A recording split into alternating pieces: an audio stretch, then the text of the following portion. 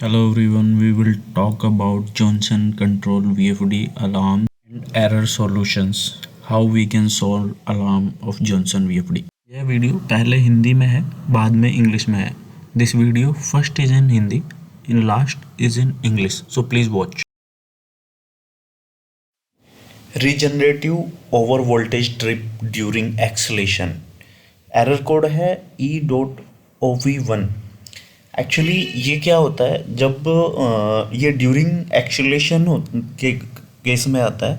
जैसे हमने VFD को ऑन किया, लाइक मोटर ऑन हुई, और जैसे ही मोटर ऑन होना शुरू होगी तो कुछ सर्ज वोल्टेज जनरेट होती है जो हमारे जो इंटरनल सर्किट होता है, ठीक है, जो डीसी वोल्टेज होता है, डीसी सर्किट का वोल्टेज होता है, तो उसमें कुछ सर्ज वैल्यू या कुछ अनवांटेड वोल्टेज जनरेट हो जाती हैं, जिसकी वजह से जो हमारी पीसीबी होती है उसके डैमेज होने के चांसेस होते हैं.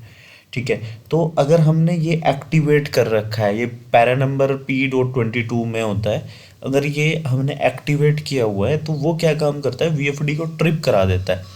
सो लाइक अगर सपोज दैट हमारी लाइक जो पीसीबी है वो बर्नड हो, वो ख़राब हो जाए, उससे बेटर ये है कि ट्रिप हो जाए.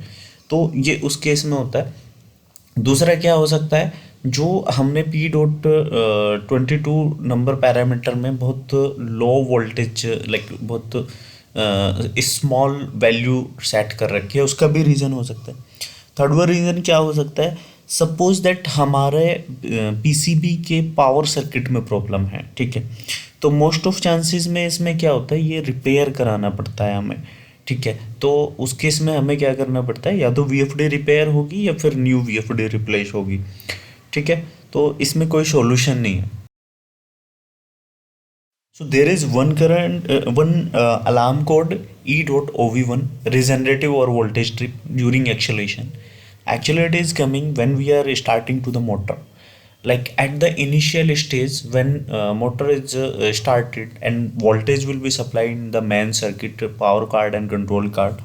So their main internal DC voltage will be reached above the specified value. Okay, so what will be happen in that case, VFD will trip. Okay, so here is some unwanted voltage also generating. So that's why that called surge voltage also. So that's why we have one PCB burning protection in the VFD. So that's why it is tripping. So we have to check at the P.22 parameter number also. There might be very low values set it, that's why it could be happen.